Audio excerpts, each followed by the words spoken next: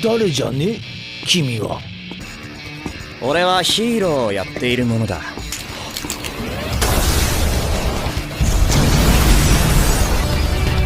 先生、俺の町に落ちてんじゃねえ。Hey guys, Aditya here and welcome to the brand new episode of the Big Guy Show। जी हाँ guys, यह मेरा पहला anime video इस channel पे। So guys, video शुरू करने से पहले मैं बस इतना कहना चाहता हूँ कि अगर आप यह सोच रहे हो कि एनीमे तो बस एक कार्टून है या सिर्फ बच्चों के लिए होती है, तो प्लीज़ आप अपने मन से इस थॉट को बाहर निकाल फेंको और इस वीडियो को लास्ट तक देखिए। शायद यह वीडियो देखने के बाद आपको रियलाइज हो कि असल में एनीमे होता क्या है। मैं इस वीडियो को ज़्यादा लंबा रखने की कोशिश भी नहीं करूँगा गाइज, तो चलिए शुरू करते हैं।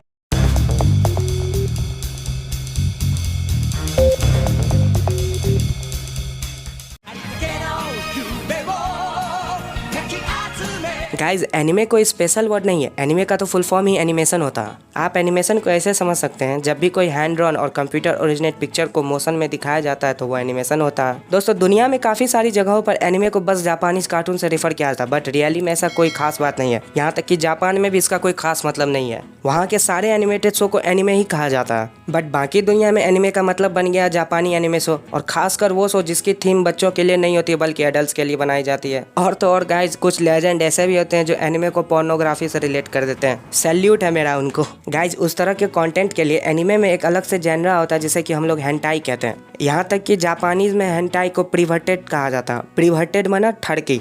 अगर आपको इसके ऊपर और जानना है तो आप इसके ऊपर गूगल कर सकते हैं। सॉरी, गूगल मत कीजिएगा। दोस्तों, एनिमे के अंदर 11 साल से लेकर 50 साल के लिए सभी के लिए कोई ना कोई कंटेंट जरूर होता है, बट कार्टून में ऐसा नहीं होता है। कार्टून के तो मोस्टली टारगेटेड ऑडियंस चिल्ड्रंस ही होते हैं। हाँ, कुछ ऐसे कार्टून शोज और मूवीज है जो कि एडल्ट्स के लिए भी होते हैं, जैसे Rick and Morty and BoJack horseman. लेकिन दोस्तों, ऐसे कुछ ही कार्टून शोज है जो कि एडल्ट्स के लिए बनाए जाते हैं। मैं आपको एक सिंपल एग्जांपल से समझाने का ट्राई करता हूँ। आप सब ने अपने बचपन में Ben 10, Tom and Jerry, Scooby डूबी जैसे शो तो देखे ही होंगे, और आपने डोरेमोन, शिनचैन, ड्रैगन बॉल जी, पोकेमॉन भी देखा ही होगा। जहाँ Ben 10, Tom and Jerry and Scooby डूबी जैसे शो कार्टून कहलाते हैं, वहीं डोरेमोन और शिनचैन जैसे शो एनिमे की कैटेगरी में आते हैं।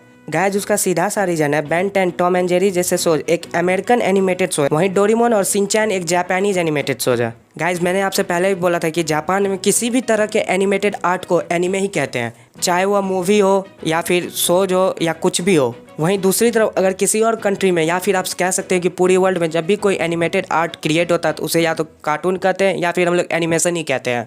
गाइज, मेरे ख्याल से आपको एनिमे और कार्टून्स के बारे में एक ब्रीफ नॉलेज मिल गया होगा। अब हम अपने नेक्स्ट टॉपिक्स पर चलते हैं।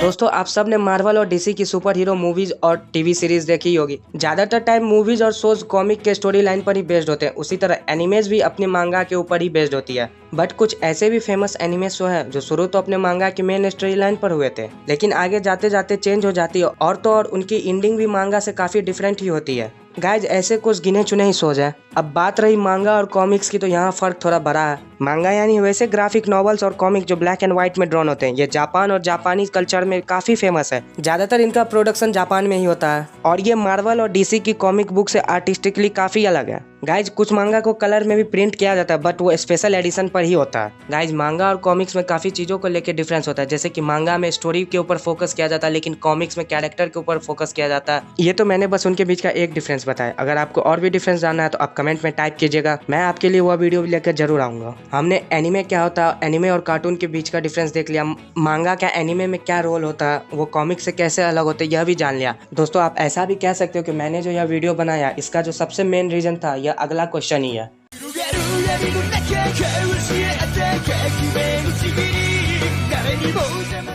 दोस्तों, इंडिया में एनिमे का कॉन्सेप्ट नॉर्मल लोगों के लिए काफ़ी स्टीरियोटाइप्स है। उनके हिसाब से एनिमे तो बस एक कार्टून है जो कि बच्चों के लिए होता है। यहाँ तक कि पोकेमॉन, ड्रैगन बॉल जी, नारुतो, ये सारे शो जो कि इंडिया में बहुत पॉपुलर हुए हैं, बट पब्लिक परसेप्शन की वजह से एनिमे के चैनल ज़्यादा दिन टिक नहीं पाए। गाइस, सबसे बड़ी बात यहाँ पे यह है कि जितने सारे एनिमे जो कि टीवी पर अभी तक आए हैं, वह कभी भी अपने कार्टून वाले इमेज को हटा ही नहीं पाए। भारत में वैसे भी एडल्ट एनिमेटेड शो के नाम पर कोई एग्जाम्पल भी नहीं आई। यहाँ है तो छोटा भीम और मोटू पतलू जैसे शो, जिसमें कैरेक्टर्स को कुछ खाने के बाद ही पावर्स आती है। काफ़ी हाई लेवल कॉन्सेप्ट है। इन्हें लगता है anime is equivalent to cartoon.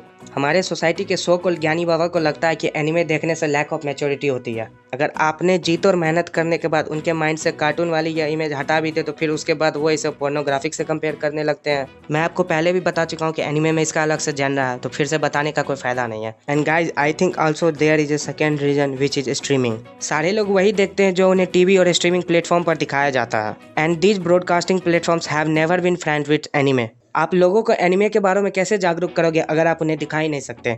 अगर ये इंडियन टीवी चैनल्स अच्छे एनिमे शोज कंटिन्यू करते तो शायद आज इंडियन एनिमे कम्युनिटी भी काफ़ी अच्छी होती।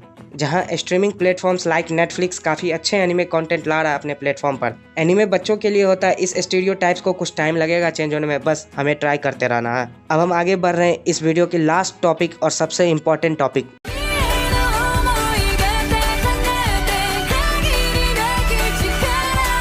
मैंने जितना खुद का एक्सपीरियंस किया मैं उसी के बेसिस पर आपको बताऊंगा। सबसे पहली बात, इसकी स्टोरी। अगर आप एक कंटेंट वॉचर हो तो आपको एनिमे की स्टोरी बहुत ही यूनिक और माइंड ब्लोइंग लगेगी। बहुत ही ऐसे कम एनिमे होंगे जिन्हें आप अपनी उंगली पर गिन सकते हो जिनकी स्टोरी अच्छी नहीं है। नहीं तो मोर देन 95% एनिमे की स्टोरी काफ़ी इंसेन होती है। काफ़ी सारे एनिमे ऐसे हैं जो अपनी इंसेन स्टोरीज के कारण वर्ल्ड वाइड फेमस है, like erase, death note, code Geass etcetera. मैं आपको कोई स्पॉइलर नहीं देना चाहता हूँ, बट इरेज एक ऐसा शो है जो कि आपको मस्ट वॉच है, देखना ही चाहिए। मुझे पता है आप सब में से कई सारे बंदे ने डेथ नोट का नाम सुना ही होगा। आपको इसके बारे में एक फैक्ट बताता हूँ। चाइना में काफ़ी सारे स्कूलों ने डेथ नोट की जितनी भी मर्चेंडाइज है उन सबको बैन करके रखा हुआ है, क्योंकि वहाँ बच्चे अपनी डेथ बुक वाली नोटबुक्स में अपने टीचर्स के नाम लिखकर उनके आगे उनकी मौत का रीजन लिखते हैं। तो आप इसी बात से इसकी पॉपुलैरिटी का अंदाजा लगा ही सकते हो। आप समझ ही सकते हो कि एनिमे की स्टोरी कितनी इंसेन होती है। अब हम अपने दूसरे पॉइंट की ओर बढ़ते हैं जो कि है sound track and voice acting.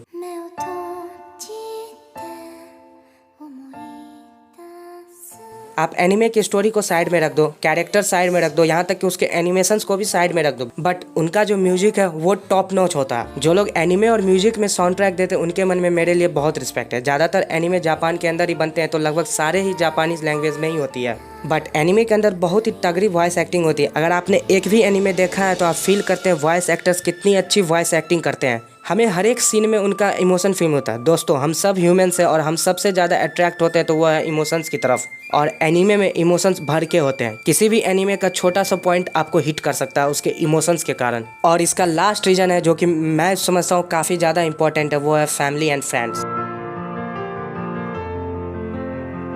Anime हमें फैमिली और फ्रेंड्स के बारे में जो काफ़ी कुछ सिखाती है। जितना आप रियल लाइफ में नहीं सीख सकते उससे ज़्यादा एनिमे आपको एक फैमिली और फ्रेंड्स की वैल्यू समझा देता है। नारुतो और वन पीस जैसे शो हमें बताती है कि एक फैमिली और फ्रेंड्स के बिना यह वर्ल्ड पॉसिबल ही नहीं है। ये हमें बताती है कि चाहे आपकी लाइफ में कुछ भी हो जाए आपको कभी गिव अप नहीं करनी चाहिए। नारुतो हमें सिखाती है कि एक बच्चे की लाइफ कितनी मुश्किल होती है जब उसके पेरेंट्स नहीं होते और फिर वह पूरी दुनिया से लड़कर अपने ड्रीम को अचीव करता है। वहीं वन पीस हमें सिखाती है कि आपके लाइफ में फ्रेंड्स कितने इंपॉर्टेंट है। कई सारे लोग आपके लाइफ में आते हैं और चले जाते हैं, लेकिन आपका एक सच्चा दोस्त हमेशा आपके साथ ही रहता है। सो गाइज, मेरे खुद के एनिमे एक्सपीरियंस से जितना हो सका था मैंने आपको एक्सप्लेन करने की कोशिश की। मैं आपसे बस इतना ही कहना चाहता हूँ कि आपको एक ना एक बार जरूर एनिमे देखना ही चाहिए। मैं आपको हाईली रिकमेंड करूँगा कि आप प्लीज़ एक बार एनिमे देखने की ट्राई करो। मैं अपने नेक्स्ट वीडियो में आपके लिए टॉप 10 ऐसे एनिमे लेकर आऊँगा जिससे आप अपनी एनिमे जर्नी शुरू कर सकते हो। सो प्लीज़ गाइज, आप इस चैनल को सब्सक्राइब करके और साथ ही में नोटिफिकेशन बेल भी ऑन कर देना, जिससे आपको मेरी वीडियोज़ की नोटिफिकेशन मिल जाएगी। गाइज, यह मेरा फर्स्ट एनिमे वीडियो है। सो अगर आपको वीडियो अच्छी लगी है तो प्लीज़ लाइक करना, और हाँ, अपने मन के सारे ख्यालों को कमेंट बॉक्स में ज़रूर लिखना। मैं भी तो जानूँ कि आप एनिमे के बारे में क्या सोचते हो।